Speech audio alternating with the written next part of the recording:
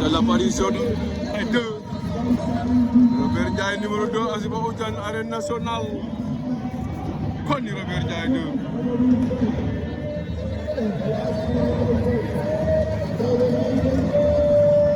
l'apparition de Robert Ndiaye numéro 2 à l'arène nationale de Dakar.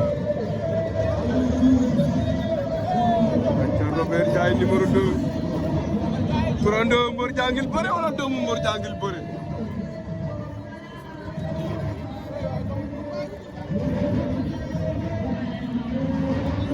Apparition de Robert Ndiaye numéro 2 arène nationale de Dakar.